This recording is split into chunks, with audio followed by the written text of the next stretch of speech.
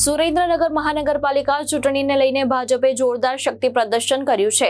13 વોર્ડના 52 ઉમેદવારોએ ઢોલ નગારા સાથે વાજતે ગાજતે ઉમેદવારી પત્રક ભરી જીતનો વિશ્વાસ વ્યક્ત કર્યો છે। સ્થાનિક સ્વરાજની ચૂંટણી માટે ઉમેદવારી નોંધાવવા છેલ્લા દિવસે સુરેન્દ્રનગરમાં રાજકીય ચહલપહલ ચરમસીમાએ પહોંચી હતી।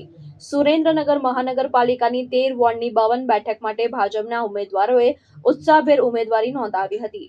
ઉમેદવારી પત્ર ભરવા પહેલા તમામ ઉમેદવારો કર્તવ્યમ કાર્યાલય ખાતે પહોંચ્યા હતા, જ્યાં જગદીશ મકવાણાએ સૈજ્યની મુલાકાત લીધી હતી।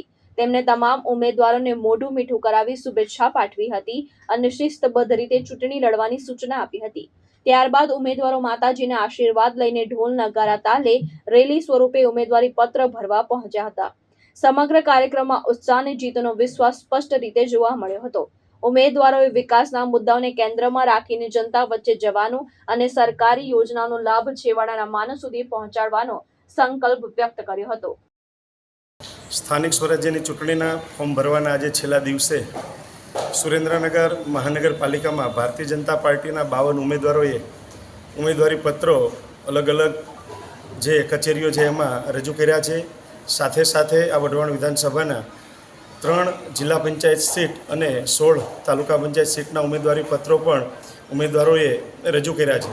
આજે જોરાવનગર સ્થિત મારું જે કર્તવ્યમ કાર્યાલય છે, કાર્યાલયે તમામ ઉમેદવારો ઉપસ્થિત રહી અને મેં અને મારી સમગ્ર ટીમે તમામ ઉમેદવારોને મીઠા મોઢા કરાવી અને શુભેચ્છાઓ પાઠવી અને ઉમેદવારી પત્ર રજૂ કરવા માટે રવાના કરેલ। સાથે સાથે આ સુરેન્દ્રનગર એ વિકસતું સિટી છે। મહાનગરપાલિકા બન્યા પછી આ સુરેન્દ્રનગરનો વિકાસ ખૂબ જ ઝડપથી થઈ રહ્યો છે અને લોકોમાં પણ ખુશીનો માહોલ છે કે આ વખતે ભારતીય જનતા પાર્ટીના તમામ ઉમેદવારોને સારી એવી લીડથી વિજેતા બનાવવા છે। અને આ સુરેન્દ્રનગર ભારતીય જનતા પાર્ટીએ 52 ઉમેદવારોમાં 22 જ્ઞાતિનો સમાવેશ કર્યો છે।